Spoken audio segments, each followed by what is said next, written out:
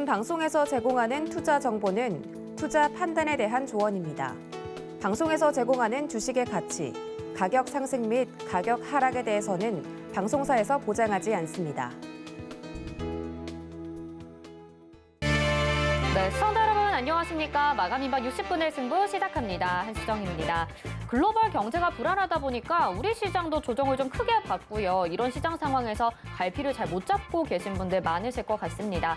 사실은 우리 시장이 그렇게 만만하지만은 않았었는데 올 상반기 때 이렇게 우리 시장에 접근을 하시면서 기대를 누리고 오셨는데 실망하시는 분들도 많으실 것 같아요. 혼자 대응하기 많이 어려우실 것 같습니다. 저희 마감인박 60분의 승부 함께 하시면서 투자 전략 한번 짚어보시길 바라겠습니다.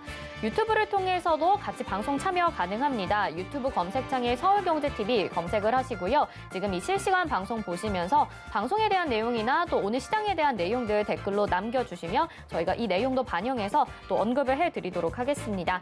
금일본 방송에서 제공해드리는 정보는 투자 판단에 대한 조언입니다. 해당 종목의 가치와 수익률 보장해드리지 않는다는 점 참고하시길 바라겠고요. 또 서울경제TV와 서울경제신문은 당사의 브랜드입니다. 서울경제증권TV와는 무관하며 기타 유사 명칭에 주의하시기 바랍니다.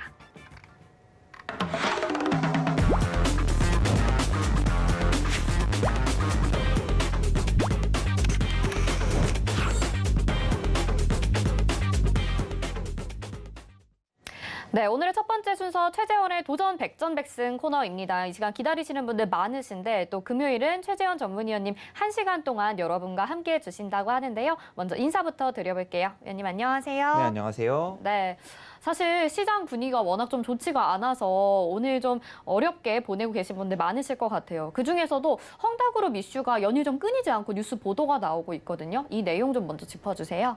이제 헝다 이야기를 제가 저번에도 한번 했었는데 이제 헝다그룹 자체를 이제 헝다그룹의 파산, 이제 헝다그룹이 이번에 뭐 이자를 내겠다 하면서 계속해서 시간을 끌고 이자도 못 내고 있고 뭐 부채를 감당하지 못할 것 같다. 결과적으로는 시간만 길어질 뿐, 시간만 끌 뿐 결과적으로는 파산으로 갈 것 같다 하면서 이게 예전에 있었던 리먼 브라더스 사태처럼 이제 글로벌 증시 쇼크, 글로벌 패닉으로 가는 게 아니냐, 헝다그룹이 파산을 하면 이제 글로벌 증시에 문제가 생기는 게 아니냐 이런 우려를 하시는 분들이 굉장히 많으신데 이전에도 제가 말씀을 드렸는데 일단 리먼 브라더스와 헝다그룹의 제일 근본적인 차이는 이제 리먼 브라더스는 투자 은행이었기 때문에 이런저런 은행 증권가들이랑도 다 연결이 되어 있었고 또 투자 은행이었기 때문에 부채에 또 레버리지를 이용해서 굉장히 큰 이제 겹겹이 굉장히 부채가 있었는데 이제 헝다그룹 같은 경우에는 은행도 아닐 뿐더러 그냥 중국 은행에서 그냥 단순히 빌린 단순 부채입니다.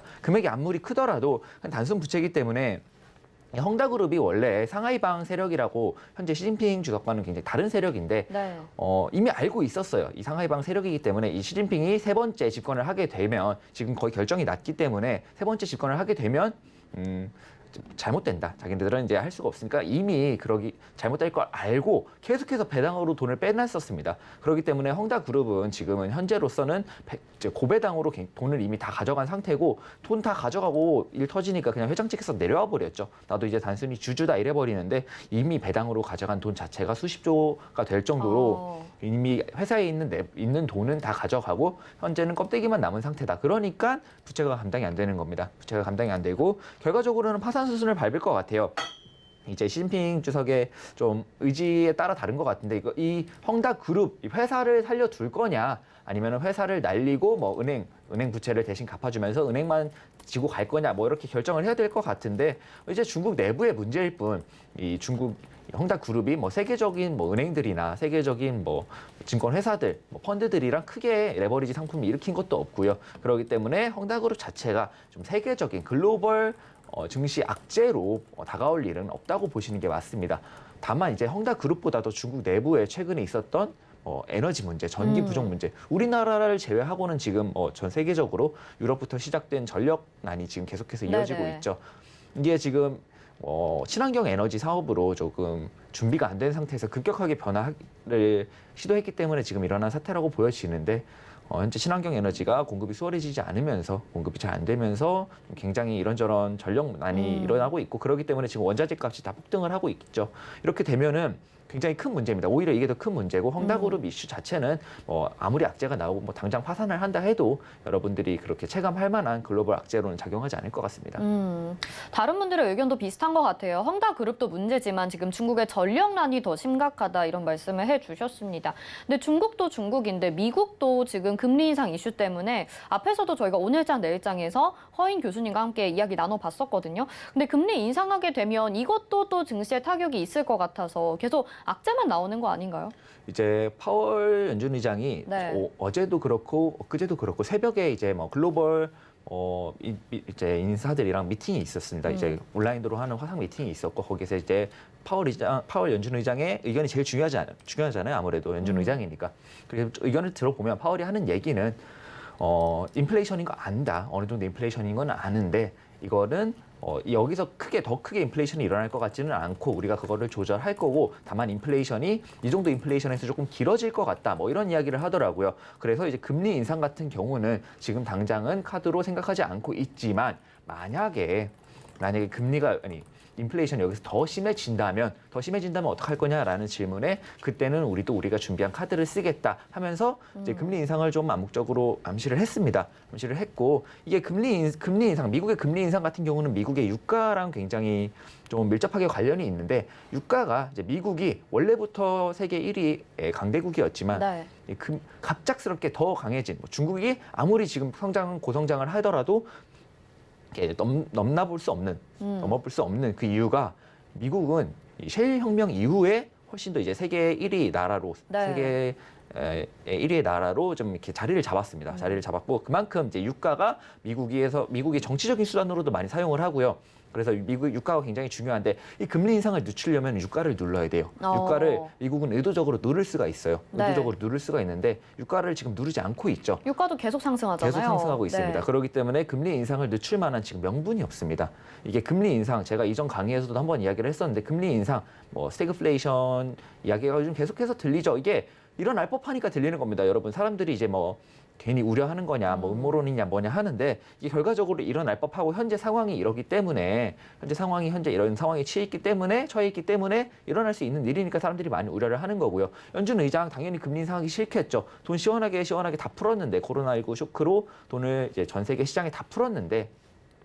금리 인상 같은 경우는 딱 한마디로 그냥 돈을 다 가져오는 거잖아요. 맞아요. 이미 푼 돈 다시 돌려줘. 근데 지금 그게 앞에서도 이야기를 들었는데 인플레이션이 있다 보니까 물가 상승을 하면서 그러니까 금리 인상을 해야 물가가 안정된다라는 거잖아요. 그래서 그렇죠. 금리를 인상을 또 해야 되는 것 같긴 한데 뭐가 맞는지는 사실 잘 모르겠어요. 이게 애초에 돈을 푼 이유 자체가 코로나19 쇼크로 인한 글로벌 이제 세계 시장 경제, 이제 글로벌 이런 증시 말고 이제 현물 시장 우리가 사는 이 시장 경제가 좀 침체될 것 같으니까 그거를 이제 좀 살려주려고 돈을 풀기 시작한 건데 이제 이전에 있었던 글로벌 금융 위기 때마다 그렇게 연준은 행동을 해왔으니까 그렇게 해서 이겨냈던 경험이 있으니까 그렇게 행동을 한 거거든요. 실제로 잘 됐죠. 잘 됐는데 이게 보면은 고용 지표도 그렇고 그렇지만 실물 경기가 굉장히 안 좋아요. 안 좋고 내년에는 더 안 좋아질 것 같다. 이런 전문가들의 전망이 많이 있기 때문에 저도 굉장히 안 좋게 보고 있습니다. 내년 실물 경기는 올해보다 훨씬 더 안 좋을 것 같아요. 그렇게 되면은 연준 입장에서는 머리가 조금 아프죠. 실물 경기를 부양하려고 돈을 풀었는데 실물 경기는 부양이 안 되고 물가만 오르니까 얼마나 머리가 아프겠어요. 그게 스태그플레이션이라고 그게 하는 거죠. 스태그플레이션이라고 지금 하는 그 겁니다. 얘기가 굉장히 많이 나오고 있더라고요. 네.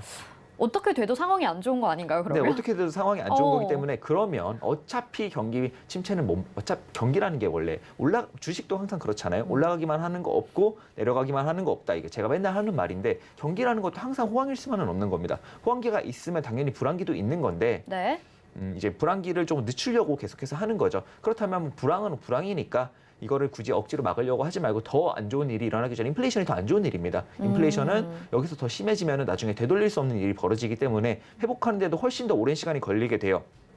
그렇기 때문에 이 인플레이션은 막아야 된다. 여기서 인플레이션이 더 심해지면은 연준은 분명히 금리 인상을 바로 들고 나올 겁니다. 그것도 50bp, 100bp 정도가 아닌 상당히 높은 수준의 금리로 인상을 하려고 할 거고 최근에 이제 미국 국채 금리에서도 이제 미국의 국채 금리랑 기준 금리 차이를 좀 간단히 설명을 하자면 국채 금리가 시중 금리라고 생각을 하시면 됩니다. 여러분들이 이제 실제로 은행에서 돈을 빌리고 이렇게 여러분들이 체감할 수 있는 이자를 이제 국채 금리라고 생각을 하시면 되고요. 기준 금리는 연준에서 이제 중앙은행에서 은행들한테 돈을 빌려줄 때 하는 금리를 설명을 하는 건데 국채 금리는 계속해서 오르려는 시도가 보이죠. 오르려는 시도가 보이기 때문에 실물 경기에서의 이 금리는 어느 정도 계속 상승을 하려는 의지를 보이고 있는 겁니다. 이미 인플레이션 상태인 거고 연준 의장도 그걸 알고 있기 때문에 만약에 여기서 더 심해진다면 분명히 카드를 들고 나올 겁니다. 계속해서 의식을 해야 되고 우리로서는 그 시기를 언제가 될지 이게 금리 인상 무서워가지고 주식 매매 안 할 수는 없는 거잖아요.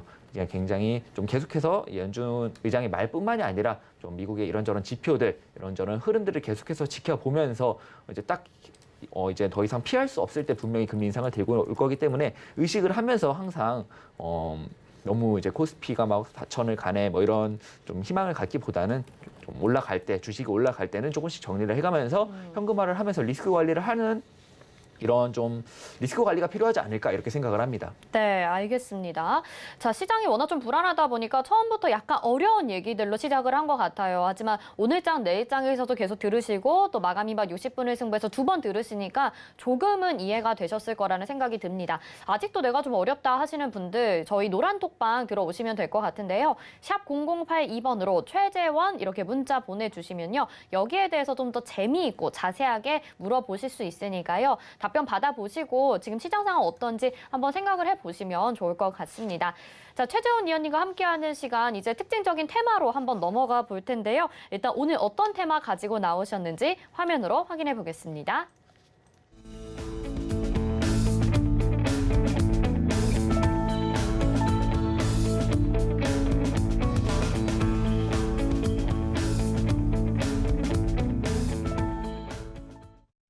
네, 오늘의 2가지 테마, 먼저 메타버스 테마와 그리고 게임 테마 이렇게 가지고 나오셨습니다. 메타버스 테마도 그렇고요, 게임 테마도 그렇고 투자를 하고 싶은데도 약간은 걱정이 되죠. 이게 아무래도 새로운 산업, 새로운 내용이 출시가 돼야만 주가가 오를 것 같으니까 약간은 걱정이 되는데 오늘같이 힘든 장세 속에서 메타버스와 게임주들은 상승을 나타냈습니다. 과연 계속해서 고해도 좋을지 일단 메타버스 테마부터 여쭤보도록 할게요. 메타버스 테마는 고인가요, 스톱인가요? 메타버스는 여러분들이 예상하시듯이 당연히 고입니다. 아, 당연히 고다. 네, 내용 좀 말씀해 주세요. 이제 메타버스라는 게 굉장히 어려운 개념이죠. 뭐 조금 메타버스가 뭔지 인터넷에 찾아보면 딱 뭐라고 나오냐면 뭐 초월 뭐 이런 단어인 가상현실에서 이뤄지는 뭐 메타와 네. 유니버스 세상의 유니버스를 합쳐가지고 메타버스다 뭐 이렇게 네. 이야기를 하면서 정확한 개념 자체가 이야기가 굉장히 어려워요. 그러면 이게 무슨 뜻이냐? 영화처럼 결국엔 우리도 다 가상현실에서 사는 거냐 이렇게 생각을 하는 게 맞는데 일단은 그렇게 될 수 있죠. 미래는 어떻게 될지는 아무도 모르는 거니까 그렇게 될 가능성이 있고 근데 왜 이제 사람들이 그렇게 될 거라고 생각을 하고 그렇다면 메타버스가 정확히 이제 전 세계에서 자리를 잡기 위해서는 어떤 것들이 적용이 돼야 되는지를 좀 알아야 되는데 지금 저는 그렇게 생각을 합니다. 메타버스를 좀 제대로 메타버스를 실현하고 있는 회사는 한 군데도 없습니다. 아, 그런가요? 네, 이제 미국에 있는 로블록스조차도 네. 현재 메타버스라고 부르기는 좀 어렵고 이제 미국에서 나온 저널을 살펴보면은 이제 한 유명한 사람이 저널리스트가 로블록스는 메타버스가 아닌 뭐 마이크로버스다 이런 이야기를 할 정도로 현재 메타버스는 아직 실현이 안 된 기술이고요. 그만큼 계속해서 많은 관심이 필요하다는 겁니다. 아직 결과가 안 나왔으니까 아직 시작조차 못한 기술이니까 이게 자리를 잡게 되면은 어떤 하나가 자리를 잡게 되고 현재 로블록스가 제일 앞서 나가고 있는 건 맞지만 언제 또 바뀔지 모르죠. 아직 시작도 안 한 거니까. 그래서 어떤 한 회사나 어떤 한 뭐 기업이나 정부가 메타버스의 실현을 어느 정도 조금 더 한 발 더 가깝게 다가가면은 이제 거기로 모든 돈이 다 몰리겠죠. 근데 이제 궁금한 게 정말 말씀하신 그대로다 보니까 실질적으로 메타버스를 완전히 실현하고 있는 기업이 없다는 거잖아요. 네, 그렇습니다. 그렇기 때문에 투자하기가 더 무서운 거 아닌가요? 투자하기가 더 무섭기는 한데 결과적으로는 전 세계가 지금 이쪽 방향으로 가고 있다. 글로벌적으로 봤을 때 뭐 페이스북도 그렇고 좀 아마존도 그렇고 좀 세계적인 대기업들이 플랫폼 기업들이 결과적으로는 이제 메타버스로 갈 거다라고 생각을 하고 있는데 이제 메타버스를 그렇게 좀 너무 영화처럼 생각을 안 하셔도 되는 게 메타버스라고 우리 모두가 막 영화에서 보던 장비를 이렇게 차고 현실에서는 아무것도 안 하고 그냥 다 모든 걸 가상 세계에서 한다기보다는 그냥 일종의 컨텐츠 이제 현재 우리 세계에 있는 플랫폼들을 전부 다 이 가상 세계로 옮겨 놔서 조금 더 현실감 있고 조금 더 이제 가상 현실에 옮겨 놔서 조금 더 현실감 있게 우리가 느낄 수 있도록 우리가 체험할 수 있고 우리가 즐길 수 있도록 만들어 놓은 거를 메타버스의 기본적인 개념이라고 이해를 하시면 됩니다. 위원님은 그 제페토라는 게임 한번 해보신 적 있으신가요? 해보지는 않았고 어떤 게임인지는 알고 있습니다. 그것도 그럼 메타버스가 완전히 실현된 게 아니라는 말씀이신 네, 거죠? 메타버스가 일단 기본적으로 실현되기 위해서는 단순히 가상현실, 뭐 3D 아바타, 그리고 뭐 안에서 요즘 뭐 안에서도 실제적으로 돈이 많이 된다고 하죠. 네네. 로블록스- 부동산 투자를 거기서 네, 한다고 맞습니다. 하더라고요. 근데 제일 큰 문제가 뭐냐면 그 부동산 투자를 거기서 해서 어쨌든 돈이 들어가는 거잖아요. 자산이 생겼어요. 근데 메타버스 게임이 그거 하나가 아니잖아요. 네. 그러면 제페토나 뭐 로블록스에 만약에 어떤 자산이 생겼어요. 로블록스에서 어떤 나의 자산이 생겼는데 그게 제페토에서 인정이 되냐 이겁니다. 인정이 되지 않아요. 상호 운용이 안 되기 때문에 현재로서는 이 상호 운용의 문제를 풀어야 됩니다. 일단 그렇네요. 기본적으로 네. 이 상호 운용의 문제를 좀 풀어야 그렇네요. 그래야 네. 메타버스가 현실이 되는 거네요. 네, 맞습니다. 네. 알겠습니다. 자, 그래서 지금 저희가 메타버스 이야기를 열심히 하고 있는데 그 내용적인 측면도 중요하긴 하지만 결국에는 이제 그렇기 때문에 계속 신산업이 만들어질 거고 세계의 모든 돈이 그쪽으로 몰릴 것이다 라는 맞습니다. 말씀과 함께 메타버스 테마는 계속 고다라고 말씀하셨잖아요. 네. 관심 있게 보시는 종목들도 봐야 될 것 같은데요. 네, 일단은 오늘 당연히 강세 종목을 보면은 MP가 상한가를 갔죠. MP가 상한가를 갔고 MP가 오늘 메타버스 관련주로 이제 상한가를 갔고요. 그 밑에 이제 덱스터라고 메타버스 관련주가 또 올라와 있죠. 오늘도 거의 장중에 26%까지 올라갔다가 내려왔고요. 또 아래로 보면은 이제 이노뎁이 있습니다. 이노뎁 같은 경우는 오늘 9% 정도 올라오고 있고 이게 외에도 뭐 코세스라는 종목도 있고요. 코세스라고 종목도 있고 오늘은 좀 약한 모습을 보이고 있는데 이것 역시도 메타버스 관련주로서 계속 올라왔던 종목입니다. 이 메타버스가 굉장히 커요. 굉장히 큰데 일단은 이 기술을 실현하기 위한 뭐 VR 기술이나 AR 기술 아니면 이런 장비들 뭐 OLED부터 해가지고 5G 다 필요한 기술이죠. 다 필요한 기술이기 때문에 그 관련된 모든 것들이 다 메타버스 관련주로 엮일 수 있고요. 최근에는 왜 제가 오늘 메타버스와 함께 게임을 들고 왔는지 이따가 설명을 드리겠지만 게임 관련돼서도 게임들도 메타버스랑 연결을 하려고 하는 회사들이 많기 때문에 그런 것도 메타버스 관련주로 갈 수 있고 굉장히 많습니다. 그렇기 때문에 계속해서 좀 봐야 됩니다. 이 테마는 계속해서 변화할 거고 더 많은 종목이 편입될 거기 때문에 계속해서 봐야 되고요. 현재로서는 뭐 하나 선두를 할 수 있는 회사가 없다. 제가 말씀드렸듯이 메타버스의 기본적인 문제를 좀 이렇게 근본적인 문제를 다 풀어가지고 좀 앞서 나갈 수 있는 회사가 없기 때문에 현재로는 다 같이 그냥 올라갈 거다. 메타버스가 이제 시작 단계이기 때문에 다 같이 일단은 한 트랙에서 열심히 좀 개발을 하려고 노력할 거니까 전반적으로 다 오를 거다. 이렇게 말을 할 수 있을 것 같고요. 올라오는 종목들 차트 보면서 개별적으로 대응하는 게 맞을 것 같습니다.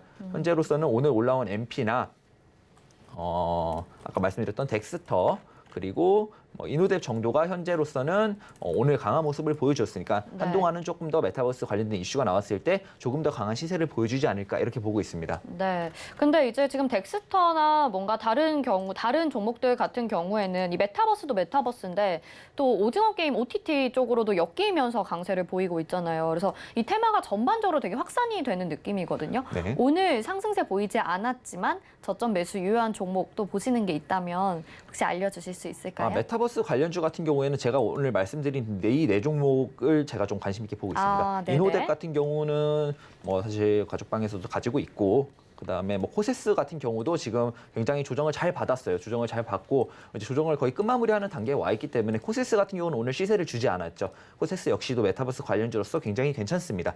괜찮기 때문에 코세스도? 네, 오늘 조정을 어느 정도 거의 다 받은 모습이니까 아직 뭐 안 오른 종목, 안 오른 메타버스 종목을 저점에서 모아가고 싶다 이러신 분들은 코세스를 한 10,000원 정도, 10,000원, 한 12,000원 언저리까지 10,000원에서 한 12,000원 언저리까지 계속 지금부터 모아가면은 한번 메타버스 관련주를 엮이면서 강한 시세 상승을 줄 것 같고요. 오늘 올라왔던 MP나 뭐 이노뎁 역시도 계속해서 시세 상승을 이어갈 것 같습니다. 이제 시작이다 뭐 이렇게 말을 할 수 있는 차트들이라서 현재로서는 뭐 사실 수 있으면 조금 따라가도 괜찮은 차트들입니다. 전부 다. 전반적으로 다 괜찮다고 말씀해 주시는 것 같은데 근데 사실 처음에 메타버스에서 선두주자를 달렸던 종목은 선익시스템 같은 종목이거든요.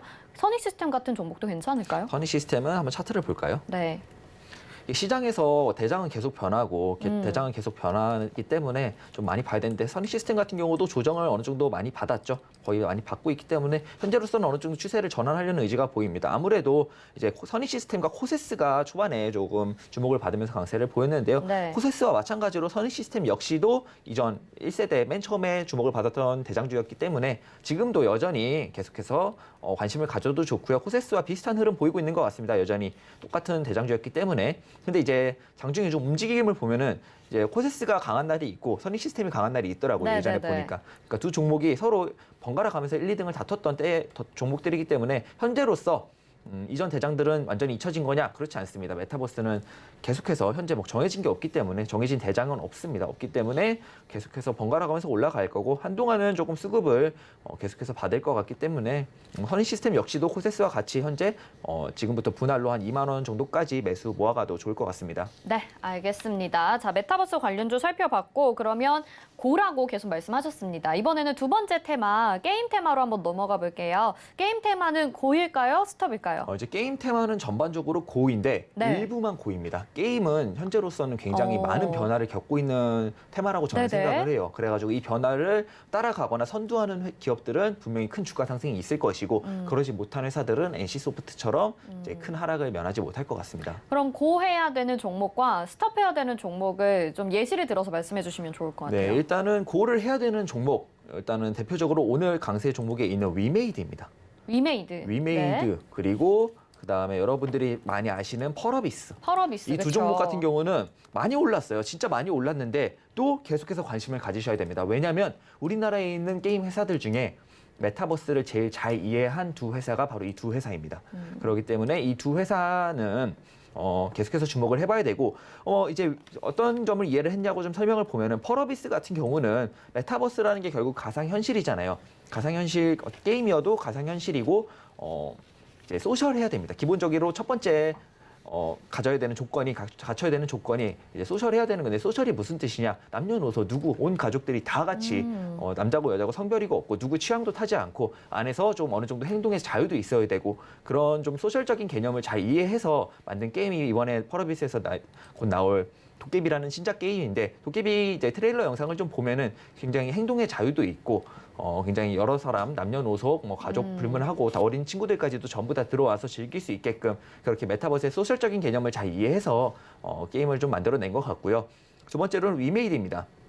위메이드가 이제 미르4가 전 세계적으로 좀 강하게 조금 이렇게 뭐라고 하죠? 사랑을 받으면서 굉장히 네. 주가 상승을 많이 하고 있는데 위메이드 역시도 NFT라는 걸 기반으로 대체 불가 토큰이라고 하죠. 대체 불가 토큰이 이제 가상화폐의 한 종류인데 NFT를 기반으로 한 게임을 만들어서 현재 굉장히 좀 호평을 받고 있습니다. 호평을 받고 각광을 받고 있고 기본적으로 저는 아까 말씀드린 이 상호 운용 작용 부분을 해결하기 위해서는 이 가상화폐에서의 NFT가 좀 핵심 테마가 될 것 같아요. 그 안에서. 그렇기 때문에 이 NFT를 기반으로 한 게임을 만들어냈다는 것 자체가 아직 완전히 뭐 메타버스다 이렇게는 말할 수 없지만 메타버스로 가는 길을 정확히 알고 있다. 그 개념을 정확히 알고 있고 실현하려고 지금 한 발짝 한 발짝 노력을 하고 있다. 이렇게 보고 있어서 위메이드, 펄어비스 뭐 기술적으로 대응을 당연히 해야겠지만 주가가 내려올 때마다 받아보면은 만약에 조금 큰 하락이 있을 때마다 받아보면은 그래도 다른 게임 회사들보다는 훨씬 더 강한 시세 상승을 보여줄 수 있는 종목들이고 앞으로 또 계속 올라갈 가능성이 높다 이렇게 보고 있습니다. 네, 그러니까 지금 게임주랑 메타버스 관련주를 같이 보라는 말씀을 해주신 거네요. 게임 회사 중에서 게임주 네. 중에서 메타버스를 이해하고 있는 종목을 보자 이런 뜻이죠. 네, 알겠습니다. 저 지금 펄어비스나 위메이드에서 만든 게임을 해보지는 않았는데 한번 해보면 좋을 것 같다라는 생각도 들고 네. 투자에 도움이 될 것 같아요. 근데 좀 자세하게 말씀해 주시면 좋을 것 같은데 지금 이렇게 설명을 들어도 사실 게임주는 등락이 좀 심하다 이런 편견들도 있고요. 네. 좀 불안하다라는 심리도 작용을 하는 종목인 것 같거든요. 계속 가져가 봐야 되는 이유 조금 더 설명을 덧붙여 주실 수 있을까요? 일단 기본적으로 요즘 세상이 다 세계 미국도 그렇고요. 테슬라가 계속해서 뭐 말도 안 되는 이야기를 하죠. 인간에 대해 뭐 칩을 심겠다. 네네. 뭐 로봇을 만들어서 인간의 노동력을 더 이상 필요로 하지 않겠다. 뭐 AI 이런 얘기를 하는데 사실 AI 기술도 굉장히 실현시키기 어려운 기술인데 왜 테슬라의 일론 머스크가 이런 이야기를 하냐. 이런 현재 당장에 뭐 실현할 수도 없고 뭐 보여줄 수 있는 것도 없는데 왜 계속 이런 이야기를 하냐면 현재 세계적으로 트렌드가 좀 미래지향적인 이야기를 하고 미래지향적으로 좀 나아가겠다는 의지를 보여야 좀 돈이 몰리고 주가가 오르는 그런 성향에 계속해서 발생하고 있습니다. 그런 경향이 지금 시장인데 현재로서는 그 시장을 제일 잘 이해하고 누리고 있는 두 종목 같은 경우는 미래의 기술을 잘 이해하고 미래로 나아가겠다고 이런 출사표를 내던진 두 회사가 바로 위메이드와 펄어비스라고 저는 생각을 하고요. 근데 대표적으로 반대되는 게 바로 NC소프트죠. NC소프트, 네. NC소프트 리니지 시리즈부터 해가지고 우리나라에서 굉장히 돈을 많이 벌고 많이 올랐던 어떻게 보면 게임의 대장 중에 하나였던 네. NC소프트가 이번에 뭐 신작을 내면서 신작 역시도 기대 이하다, 뭐 바뀐 게 없다 이런 이야기를 하는 게 뭐 게임이 뭐 NC소프트가 그 게임이 잘못됨으로써 매출에 엄청난 타격을 받냐 그건 또 아니죠. 매출 어느 정도의 타격을 받겠지만 이렇게까지 주가가 빠질 정도로 타격을 받냐라고 하면은 노인데 이게 왜 이렇게 주가가 빠지냐면 NC소프트는 과거에서 벗어나지 못하고 있는 겁니다. 과거에 자기들이 돈을 벌었던 좀 자기들이 시작을 해서 돈을 벌었던 이 과금 시스템으로 회사를 성장시켰던 그거를 기억을 잊지 못하고 현재 세계는 굉장히 빠르게 변하고 있고 미래로 나아가고 있는데 이 NC소프트는 이 게임이 제일 좀 민감하게 반응을 하는 이 게임 산업에 있으면서도 우리나라의 대장주로 있으면서도 어떠한 변화도 시도를 하지 않고 현재 그냥 제자리에 있기 때문에 이런 모습을 보이고 있는 거고요. 앞으로 이 게임 회사들이 신작을 내고 계속해서 뭐 발전을 할 때도 계속해서 찾아보시면은 좀 메타버스나 아니면은 이제 현재 마이크로소프트사가 준비하고 있는 게임의 스트리밍 시대, 네. 5G를 이용한 게임의 스트리밍 시대 쪽으로 컨텐츠 쪽으로 아예 가서 준비를 하고 있는 회사들, 이런 회사들은 게임 회사들은 계속해서 갈 것이며 네. 미래지향적으로 준비를 하고 있는 회사들은 계속해서 갈 것이며 NC소프트처럼 준비를 하지 않고 있는 현재 안주하고 있는 회사들은 점점 밀려날 것이다. 이렇게 보는 게 나을 것 같습니다. 세상이 굉장히 좀 빠르게 변화하고 있다라는 게 실감이 나는 것 같아요. 차트를 보니까. 근데 네. 최재훈 의원님은 또 테마보다는 먼저 차트로 접근을 하고 네, 거기에 맞습니다. 테마가 덧붙여지면서 수익이 나는 그런 뭔가 수익 구조를 가지고 계시잖아요. 네. 근데 사실 지금 게임주들은 워낙 많이 좀 올랐던 것 같기 때문에 펄어빗이랑 위메이드를 네.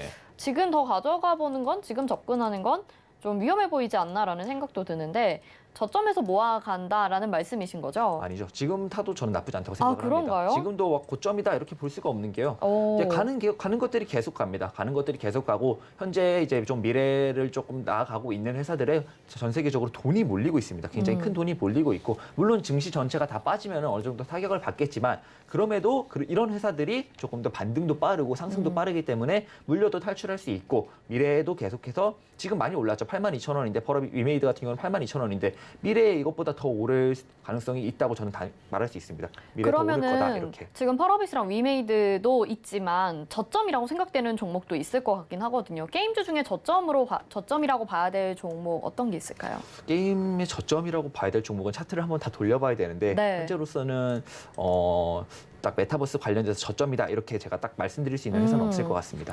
알겠습니다. 자, 그러면 펄어비스, 위메이드는 고라는 말씀을 드렸고요. 자, 오늘의 테마 살펴봤고 이번에는 도전 종목 알아보는 시간입니다. 도전 백전백승 여러분들 많이 기대하시는 코너죠. 먼저 도전 백전백승 운영 원칙부터 만나보도록 하겠습니다. 네, 매일 한 개의 종목을 포트에 편입하게 됩니다. 종목 매수가에서 5% 수익을 달성하게 되면 1승을 챙겨가죠. 제시한 손절가 이탈하게 되면 패로 정합니다. 손절가는 노란 톡방에서 공지하고요. 승과 패만 존재하고 무승부는 없습니다. 모든 종목은 2차 매수까지 유예할 수 있습니다. 자, 그러면 지금 포트폴리오 현황 한번 살펴보도록 하겠습니다.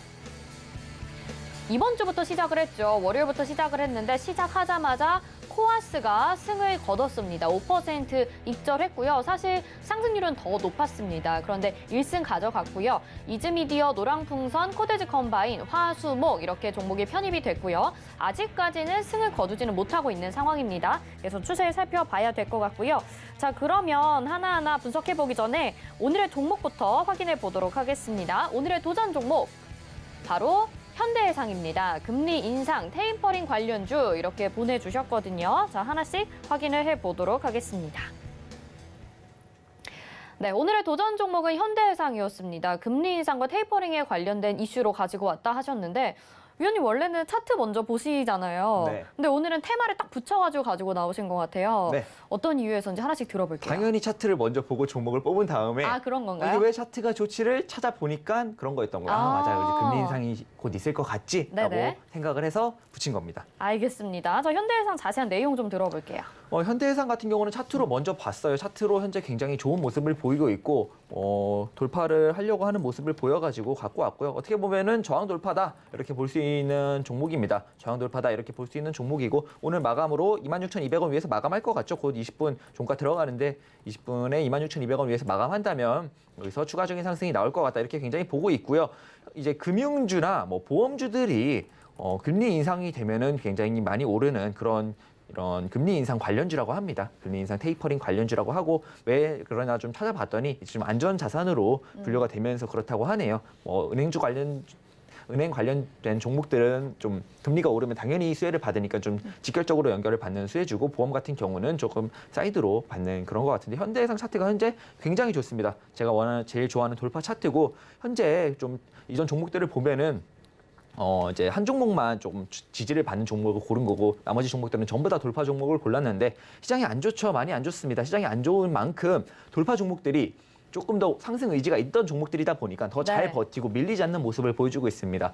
그래가지고 오늘도 이제 좀 돌파 종목을 가지고 왔고요. 증시 같은 경우에는 조금 밀리다가 뭐 다음 주 정도에는 어느 정도 상승을 강하게 하는 모습을 보여줄 것 같은데 그럼에도 불구하고 현대해상은 굉장히 차트가 좋아가지고 현대해상으로 들고 오게 됐습니다.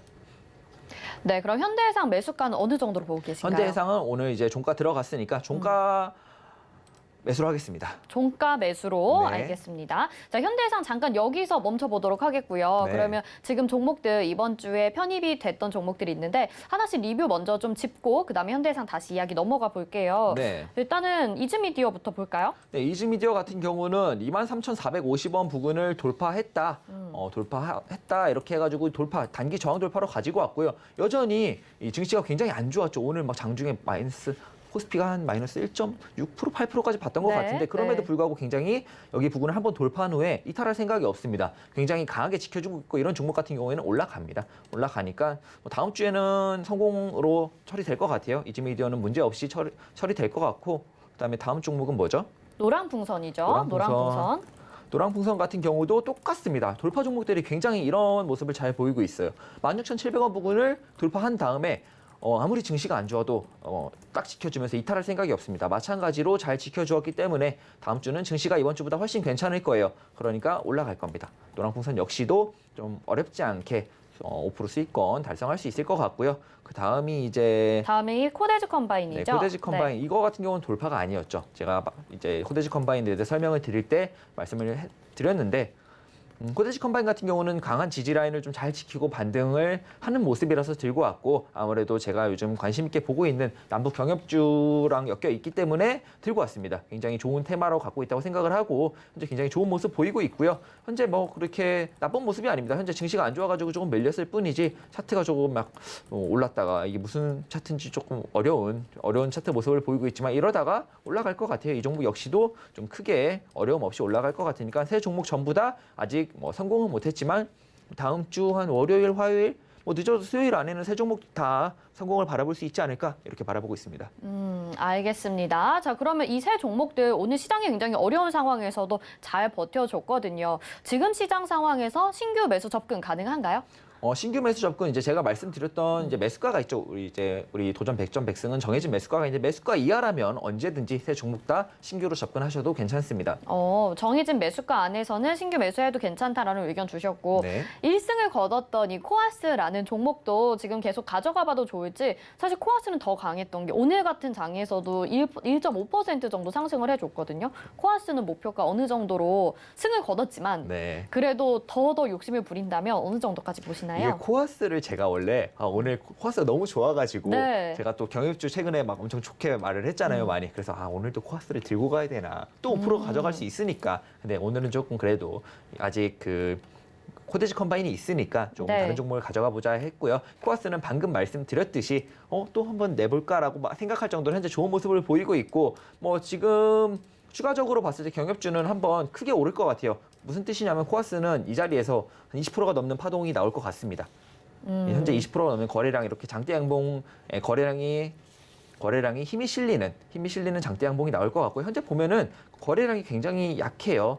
아직 저점이라고 보는 게 맞습니다. 남북 경협주 중에서도 아직 수급의 순환이 오지 않은 현재는 JST나부터 이런 종목들이 수급을 받고 있고 남북 경협주는 말씀드렸듯이 성향 자체가 워낙 종목이 많습니다. 많고 순환이 굉장히 빠르게 도는 테마 중에 하나예요. 그렇기 때문에 올라가고 있는 종목을 따라가기보다는 이렇게 경협주 안에서도 좀 안 오른 종목들 위주로 안 올랐지만 좋은 흐름을 보이고 있고 좋은 자리를 지켜주고 있는 종목들 위주로 접근을 네. 해보시는 게 좋을 것 같습니다. 네, 알겠습니다. 지금 이제 편입되어 있는 종목들 리뷰를 들어봤는데 사실 5% 수익이 나기가 지금 시장 굉장히 좀 불리한 것 같아요. 네, 맞습니다. 그래서 시장을 그러면은 어려운 시장 상황 속에서도 이 종목에 대해서는 자신 있게 보시는 이유들이 뭔지 좀 설명을 덧붙여 주시면 좋을 것 같거든요. 시장이 안 좋긴 한데 네. 이 생각하는 것만큼 그렇게 안 좋지 않습니다. 여러분들이 좀 체감하기 어려운 시장이다 이렇게 할 수 있는데 그때도 저도 이제 굉장히 시장에 대해서 의견을 많이 바꿨어요. 올라갈 것 같다가도 내려갈 것 같다. 왜냐하면 올라갈 자리에서 네. 이제 좀 급락이 악재가 하나 떴습니다. 바로 이제 네이버 카카오 이슈인데 네. 네이버 카카오 이슈로부터 이제 좀 많은 플랫폼 기업들이 계속해서 규제를 받고 있고 그렇기 때문에 바로 옆 나라 중국에서 뭐 규제가 그렇게 일어나고 있는데 갑자기 옆 나라인 우리나라도 세계에서 보는 우리나라의 포지션이 현재 굉장히 애매하죠. 우리나라는 입장적으로 미국과 중국의 눈치를 다 볼 수밖에 없으니까. 그렇기 때문에 외국인 투자자들 입장에서는 그럼 이 나라도 규제를 들어가는 건가? 뭐 이렇게 생각을 하면서 그냥 투심이 약해질 수밖에 없는 상황이었고요. 제가 말씀드렸듯이 파동 자체는 상승 파동을 가리키고 있지만 현재 이런저런 글로벌 대외적인 이슈들 때문에 현재 상승 파동이 이 지표에 녹아나지 못하고 있는 모습입니다. 녹아지 못하고 있는 모습이지만 현재는 아직은 이 하락 파동, 이 조정 파동이 아니기 때문에 조정을 좀 받더라도 어느 정도 지켜주는 자리가 있으면 거기서 다시 또 금방 반등이 나오고 어느 정도 하락을 다 받았다 싶으면 또 강한 반등과 상승이 나올 수 있는 그런 흐름이기 때문에 현재로서는 저도 5% 불리하다. 지금 움직임이 안 좋으니까 좀 불리하다 이렇게 느끼긴 하죠, 당연히. 왜냐하면은 사실 장이 조금만 좋았어도 막 금방 벌써 4승 노렸을 것 벌써 같아요. 오늘 네. 막 두세 종목 다 갔을 것 같아요, 사실은. 네. 이번 주에 네 종목 냈는데 네 종목이 다 성공했다, 다 4승을 거뒀다 이런 좀 자랑을 하고 싶었는데 증시라는 게 제가 신도 아니고 어떻게 미래를 다 알겠습니까? 변수라는 게 항상 존재하지만 그 변수조차도 어느 정도는 이렇게 컨트롤이 가능하다, 어느 정도는 대응이 가능하다 정도의 변수고요. 엄청나게 큰 하락장이 당장 찾아올 것 같다 이렇게는 보고 있지 않기 때문에 어떻게 보냐, 시장 자체를 어떻게 보냐라고 질문을 주시면은 저는 아직도 상방으로 봅니다. 다만 이제 고점 돌파, 제가 항상 외치던 코스피가 고점을 갱신할 거에 대한 가능성에 대한 가능성이 조금 줄어들었습니다. 이제는 반등을 할 때 이 상승 파동이 얼마나 더 잘 녹아나는 그런 상황을 좀 봐야 될 것 같고요. 지금 상황으로서는 고점 돌파, 이 남은 상승 파동의 파동이 결국 힘이잖아요. 네네. 남은 힘을 갖고 코스피를 고점을 갱신할 수 있을지에 대해서는 조금은 가능성이 많이 떨어졌다 이렇게 보고 있을 것 같고요. 고점 갱신이 아니라고 한다면 방향 자체는 아직도 상방으로 보고 있습니다. 알겠습니다. 자, 최재원의 도전 100점 100승 함께하고 계시고요. 오늘의 도전 종목은 현대해상인데 그 내용 장 마감 후에 계속 이어나가도록 하겠습니다. 함께 하시면서 도움 받고 싶으시거나 또 도움이 됐다 하시는 분들은요. 샵 0082번으로 최재원 이렇게 문자 보내주시면 저희가 노란톡방 들어오실 수 있게 안내 도와드리도록 하겠습니다. 이어서 마감 예상 체결지수 확인하겠습니다. 네, 코스피부터 보겠습니다. 오늘 지수의 하락 1.59% 하락합니다. 3020.12포인트에 현재 거래가 되고 있고요. 분봉상의 흐름 체크를 해보도록 하겠습니다. 오전장에 그래도 양호하게 출발하느나 싶었는데 오전장부터 계속 흘러내렸죠. 3015포인트가 최저점입니다. 그래도 지금은 5포인트 정도 회복을 하면서 3020포인트에 거래가 되고 있고요. 하루 만에 하락 전환된 모습 볼 수가 있습니다. 다음은 수급 상황 체크해보도록 하겠습니다. 개인들이 7,837억 원 매수 우위 보여주고요. 기관과 외국인의 동반 매도세 오늘 양시장에서 나타납니다. 기관이 4,239억 원 매도 우위, 외국인이 3,870억 원 매도 우위 보이고 있고요. 다음은 시가총액 상위 종목들 확인해 보시죠. 1위부터 5위까지 봤을 때 지금 오르는 종목 단 한 종목입니다. 삼성바이오로직스만 0.11% 강보합권으로 87만 5천 원에 거래되고 있고요. 삼성전자가 1.35% 하락으로 7만 3,100원까지 다시 내려왔고요. SK하이닉스의 매도세 거칠게 나오고 있습니다. 2.43% 하락하면서 10만 500원 지금 나타내고 있습니다. 네이버가 1.55% 하락하면서 38만 2천 원이고요. 삼성전자 우선주도 2%대 하락입니다. 6위부터 10위 확인해 보시죠. 시총 상위 종목 5위부터 6위부터 10위까지 모두 부진한 모습 보이고 있고요. LG화학이 1.16% 하락, 카카오가 0.85%, 삼성 SDI가 1.67%, 현대차는 3.25%, 셀트리온이 4.24% 하락하면서 지금 대형주들의 흐름 모두 부진한 모습 나타나고 있습니다. 다음 코스닥 시장으로 가보겠습니다. 코스닥 1.93%, 2% 가까이 하락을 하고 있고요. 983.88포인트에 현재 거래가 되고 있습니다. 분봉상의 흐름 체크해 보도록 하겠습니다. 오늘 오전장에도 부진했는데 오후장 들어서 힘을 내주는가 싶더니 다시 하락을 하고 있고요. 지금 최저점 구간입니다. 982포인트가 최저점이고요. 역시 코스닥도 하루 만에 하락 전환된 모습 볼 수가 있습니다. 다음 수급상 체크해 보도록 하겠습니다. 역시 외국인과 기관의 동반 매도 물량 나오고 있고 외국인이 1,068억 원, 기관이 328억 원 매도하고요. 개인들이 1,479억 원 매수 우위 보이고 있습니다. 시총 상위 종목들 확인해 보시죠. 1위부터 5위까지 혼조세 보이고 있는데요. 오늘 펄어비스만 5% 이상의 급등세 나타내고 LNF가 1.68% 상승합니다. 여기까지 보겠습니다.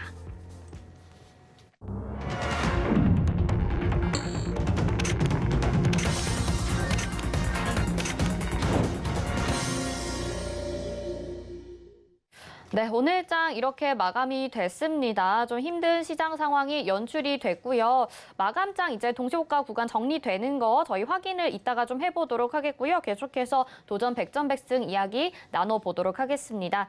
자, 오늘의 도전 종목 현대해상이었는데요. 저희가 종가 매수를 해야 된다라고 말씀하셨기 때문에 지금 이제 매수가가 정해진 것 같습니다. 현대해상 확인을 보면서 한번 차트상으로도 분석을 한 번 더 짧게 부탁드릴게요. 네. 현대해상 같은 경우는 제가 말씀드렸듯이 이제 앞전에 그 콧돼지 컴바인을 제외한 노랑풍선과 이즈미디어와 같은 돌파 종목이라고 했습니다. 돌파 종목들 아까 설명드렸듯이 시장이 조금 흔들려도 잘 버팁니다. 이게 결과적으로 상승 의지를 보여주는 거고요.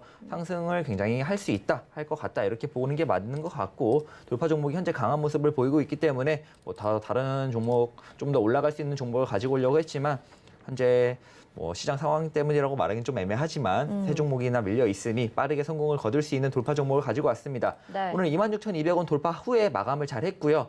거래량을 조금은 쓴 모습이지만 현재 엄청나게 힘을 많이 썼다 이렇게 보기는 힘들기 때문에 추가적으로 상승할 때 아직 더 힘을 낼 수 있는 여력이 굉장히 많습니다. 네. 굉장히 많고 있고 이전에 종목들과 같이 앞전에 있던 종목들과 같이 바로 올라갈 수도 있고 아니면은 여기 지지라인을 26,200원 부근을 몇 번 2, 3 거래일 정도 테스트를 하고 지켜준 다음에 올라갈 수도 있습니다.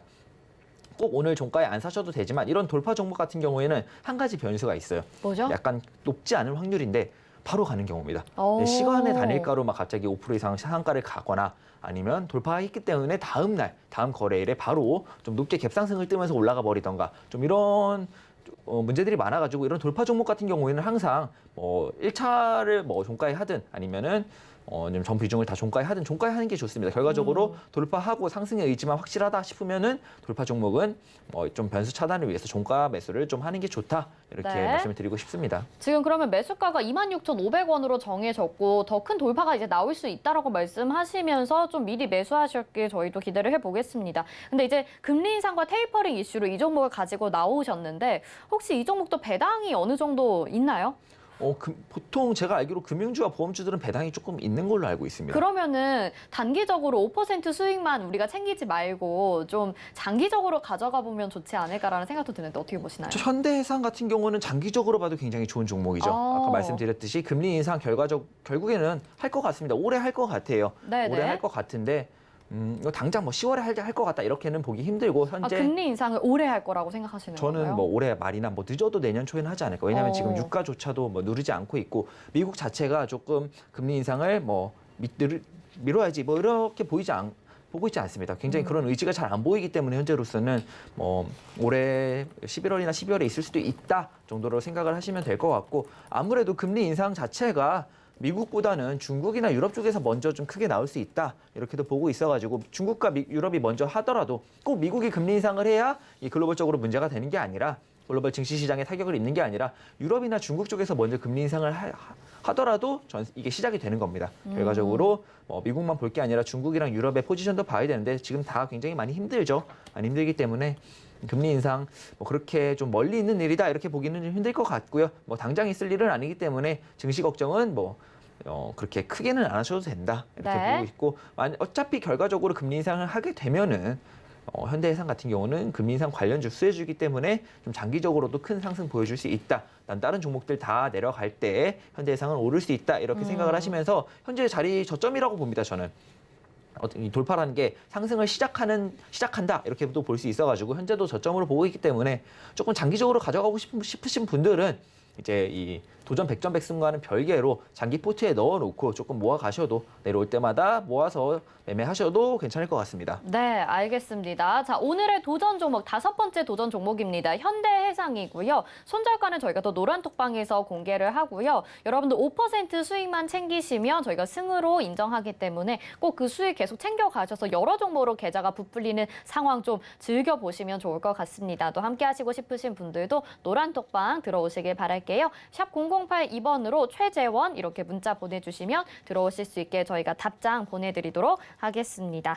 자, 지금 이제 이렇게 현대해상까지 이야기 나눠봤는데 결국에는 시장이 좀 도와주지 않다 보니까 이런 금리 인상 테이퍼링 이슈도 있고 지금 또 다른 종목들도 기대보다는 지금 승이 좀 안 나오고 있어요. 그래서 시장 정리 좀 한번 부탁드릴게요. 일단은 많은 분들이 걱정을 하시는 것 같아요. 굉장히 많이 내리고 있다 이렇게 생각을 하는데 그리고 이제 또 저 같은 경우에는 뭐 코스피가 고점 갱신을 할 거다라고 계속해서 주장을 했었던 사람으로서 사람들이 걱정을 하는 부분에 대해서 조금은 해소를 시켜드려야 될 것 같아요. 현재 좀 차트를 보면은요, 이제 제가 맨날 보는 이 삼성증권 차트에는 이 다이버전스가 안 나와가지고 RSI가 안 나와서 이 차트로 보는데 현재로서 보면 여러분들 이거 많이 내린 거 아니에요. 보세요.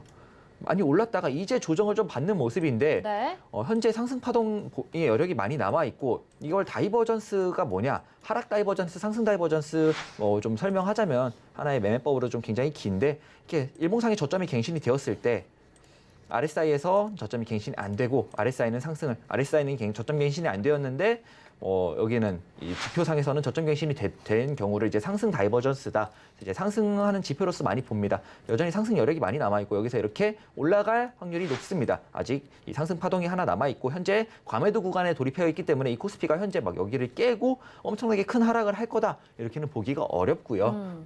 단순히 일봉에서만 그런 게 아니라 상승 의지를 보여주고 있는 게 아니라 1시간 봉에서도 좀 짧게 볼 수 있는 1시간 봉에서도 현재 이 상승 첫 번째 하락 파동을 마감하고 반등 파동을 진입해야 되는 자리에 와 있고 그런 흐름에 있기 때문에 다음 주는 조금 좀 강한 상승을 기대해 볼 수 있다 이렇게 보여지고요. 원래는 지금 이 현재 상승 파동에 여기서 멈추지 말고 여기서 바로 올라갔으면 고점 갱신에 거의 100% 고점 갱신이 됐을 겁니다. 근데 이런저런 글로벌 악재도 있고 네. 네이버 카카오 자체가 시가총액이 또 장난이 아니잖아요. 엄청나게 큰 두 종목이 막 엄청나게 하락을 하고 NC소프트 역시도 엄청나게 하락을 하니까 이렇게 이걸 지표라고 합니다. 힘이 녹아나지 못하니까 힘은 상승인데 이 지표가 끌어내리고 있는 겁니다. 지표가 이 힘을 녹아내지 못하고 악재 때문에 반대로 가고 있으니 이런 이렇게 조정을 좀 받는 모습을 보이고 있고요. 그래가지고 제가 거의 한 3주 됐죠, 이제. 네. 3주 전부터 대형주 조심해라. 반등할 때부터 대형주 조심해라. 대형주는 매매하지 말고 개별주 시장이 한동안 계속될 것 같으니까 개별주 위주로 매매하자. 이렇게 말씀을 드렸었고요. 이미 말씀을 드렸었고 내려온 상황에서도 현재 많이 내려왔지만 각각의 개별주들은 굉장히 좋은 모습 보이고 있습니다. 그리고 이제 제 도전 종목들 역시도 개별주로서 시장이 밀리더라도 잘 버티고 잘 올라가고 있죠. 그러니까 이 정도의 조정을 가지고는 큰 하락이다, 큰 조정이다 이렇게 논할 수 있는 정도도 사실 되지 않고요. 말씀드린 대로 종목과 테마를 좀 잘 선정해서 매매를 한다면 좀 여전히 수익을 많이 낼 수 있는 시장이다 이렇게 말씀을 드리고 싶습니다. 그래가지고 예컨대 개인 투자자분들은 많이 힘드실 거예요. 이게 맞아요. 이 종목이나 테마를 따라가기도 힘들고 이 테마 안에서 어떤 종목이 계속 오르고 어떤 종목이 또 다시 오르고 이렇게 많이 어렵기 때문에 제가 계속해서 말씀을 드린 거고요. 많이 매매가 어려우신 분들은 도전 백전백승. 왜 백전백승을 도전하겠습니까? 자신이 있으니까 도전하는 거겠죠. 네. 어려우신 분들은 도전 백전백승 종목들 위주로 매매하시면서 포트 조금 살려내는 것도 괜찮아 보입니다. 근데 이제는 대형주 갖고 계신 분들 이제는 지금 와서 자르긴 늦었어요. 지금 와서 자르긴 늦었고 네네. 이제는 말씀드렸듯이 일봉상의 상승 다이버전스가 나오고 현재 1시간 봉에서도 상승 파동 중입니다. 1시간 봉은 상승 파동 중이고 일봉상은 조정 파동의 반등 파동이 시작인 거기 때문에 1시간에 상승 파동이 나올 거고 일봉상에서도 다이버전스 이후에 반등이 강하게 나올 거기 때문에 대형주 갖고 계신 분들 이제는 지금 와서 잘라내고 이 도전 백전백승 종목 따라가야 되나? 물론 도전 백전백승도 수익이 나겠죠. 당연히 수익이 나고 더 많이 나겠지만 이 대형주 뭐 굳이 손절하는 습관을 들일 필요는 없어요. 결과적으로 계좌는 복리를 누리는 게 제일 좋기 때문에 손절하시는 습관을 들일 필요는 없이 이 대형주들 반등할 때 너무 욕심내지는 말고 파동이 끝자락에서 어떤 자리에 있냐가 제일 중요하니까 올라오면은 조금씩 비중을 줄여 나가는 게 좋을 것 같습니다. 아무래도 금리 인상 이슈도 있고 미래에는 조금 증시가 많이 올라온 만큼 큰 하락을 맞을 확률이 높기 때문에 네. 조금씩 이제 대형주들이 반등을 하고 상승을 할 때 정리를 해나가는 게 중요할 것 같습니다. 네네, 알겠습니다. 자, 시장 전략 다음 주에는 그래도 상승이 좀 나올 것이다라고 말씀을 해주셨고 위원님이 말씀하신 대로 여러분들 좀 어려우시다면 노란 톡방 들어오시길 바라겠습니다. 샵 0082번으로 최재원 이렇게 문자 보내주시면 저희가 노란 톡방 들어오실 수 있게 답장 안내해 드리도록 하겠습니다. 자, 그럼 최재원 위원님은 여기서 인사드리겠습니다. 고맙습니다. 네, 마감인방 60분의 승부 저희가 준비한 소식 여기까지고요. 또 금일 본 방송에서 제공해드린 정보는 투자 판단에 대한 조언입니다. 해당 종목의 가치와 수익률 보장해드리지 않는다는 점 참고하시길 바라겠고요.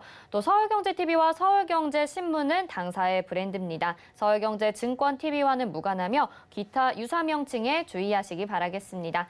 마감인방 60분의 승부 여기서 마칩니다. 시청해주신 여러분 고맙습니다.